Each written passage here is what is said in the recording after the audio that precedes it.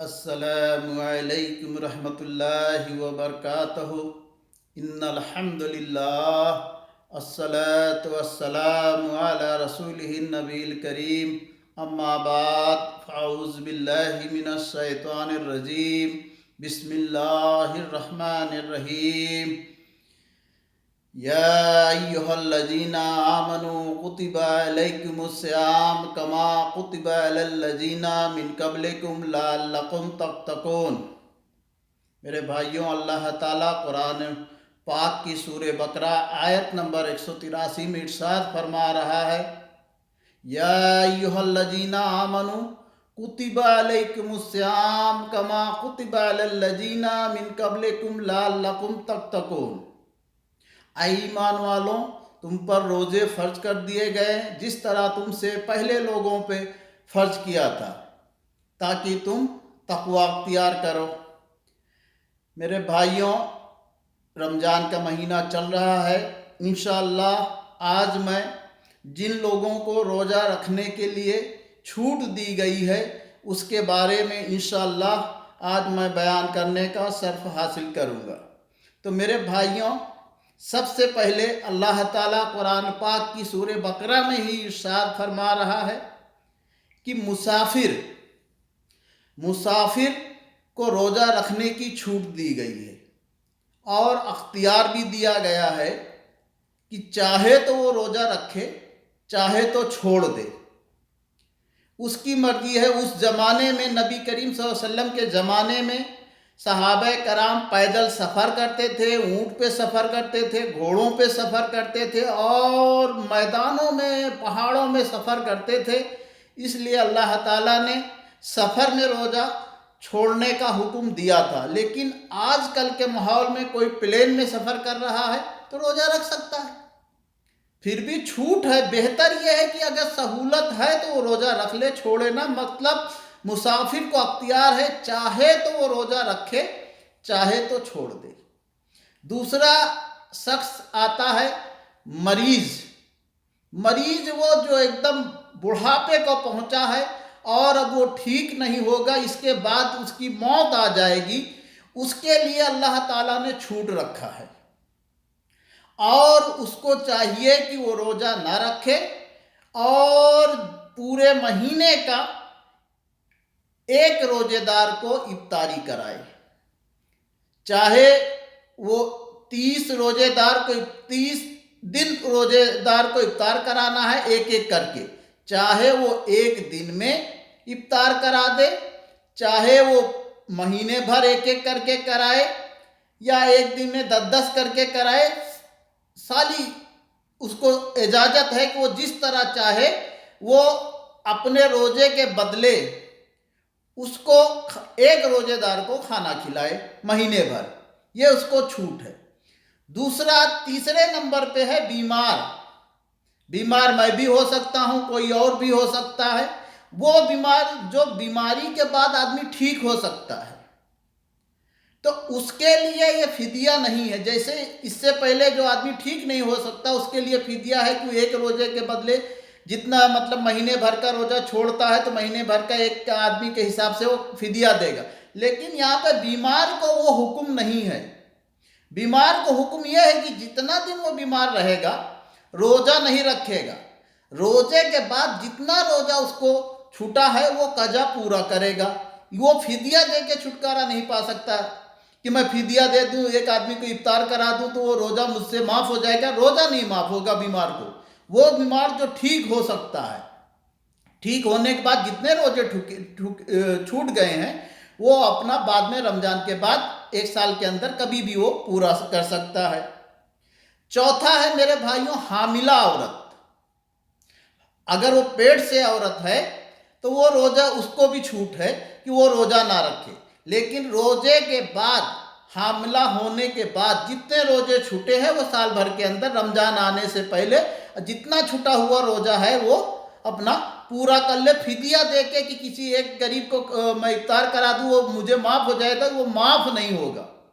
पांचवा है मेरे भाई, हैज वाली औरतें जिनका माहवारी वगैरह आता है, उनको भी यही हुक्म है कि वो जितना दिन माहवारी होगा रोज़ा नहीं रखेंगी। रमज़ान के बाद जितना रोज़ा छूटा है वो छूटा हुआ रोज़ा अपना पूरा करेंगी। कजा रोज़ा जितना छूट गया है वो कजा रोज़ा पूरा करेंगी, लेकिन ये भी फिदिया दे के छुटकारा नहीं ले सकती। फिदिया मतलब कि जैसे जितना छोटा है उतना मिस्कीन खिलाते हैं, हमारा वो माफ़ हो जाए, तो माफ़ नहीं होगा ये रोज़ा। छठा है मेरे भाई, जो औरतों को निफास आता है। निफास बच्चा पैदा करने के बाद जो खून और पानी आता है कुछ दिनों तक, उस दिनों तक वो रोज़ा माफ़ है। लेकिन निफास के बाद जब भी वो ठीक होंगी वो छूटा हुआ रोज़ा अपना मुकम्मल करेंगी। जितना रोज़ा छूटा है उतना रोज़ा। इसी तरह मेरे भाई, दूध पिलाने वाली औरतें, जो औरतें दूध पिलाती हैं बच्चे को, जब तक वो दूध पिलाती हैं रोज़ा उतना दिन नहीं रखें अगर तकलीफ़ है तो। और जब दूध छूट जाएगा तो रमज़ान के बाद जितने रोज़े छूटे हैं उतना मुकम्मल करेगी। फिदिया नहीं देगी कि एक मिस्कीन को हम रोज़ा खुलवा दें हमारा रोज़ा माफ़ हो जाए, माफ़ नहीं होगा। रमज़ान के बाद उनको वो रोज़ा पूरा करना है। आठवां मेरे भाई, बच्चा जो बालिग नहीं हुआ है उनको भी रोज़ा रखने की छूट दी गई है। इसी तरह मेरे भाइयों, पागल जिसका दिमाग ही सही नहीं है तो उसके लिए भी अल्लाह ताला ने छूट रखा है कि बच्चा और पागल इन पे रोज़ा रखने के लिए छूट गई है। लेकिन अगर बच्चा 10 साल पार कर गया है तो बच्चे को हुक्म दिया जाए कि वो रोज़ा रखे। 10 साल के बाद इस्लाम में बालिग हो जाता है बच्चा, तो 10 साल की उम्र पार कर दिया गया है तो उसको छूट नहीं। इसी तरह मेरे भाइयों हैं कि ये फिदिया क्या है। फिदिया ये है कि जो बीमार आदमी हमेशा बीमारी रहेगा, बीमार के बाद अब वो ठीक नहीं होगा तो वो पूरे रमजान भर वो रोज़ा नहीं रख सकता। तो 30 रोजे हुए हैं तो 30 मिस्कीन को, 30 रोजेदार को वो इफ्तार कराएगा। इसको फिदिया कहते हैं। तीसरा है कजा। कजा मतलब ये है कि जिन लोगों का हैज आता है या बीमार हैं या निफास वाली औरतें हैं या दूध पिलाने वाली औरतें, इनका जितना रोज़ा छूट जाता है उतना रोज़ा रोजे के बाद कजा रखेंगी। इनको फिदिया देना नहीं है, फिदिया देना नहीं है।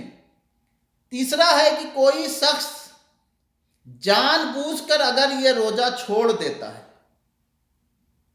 मतलब बिला वजह वो रोज़ा छोड़ देता है, कोई वजह नहीं है, तो उसके लिए मेरे भाई कफ़ारा है।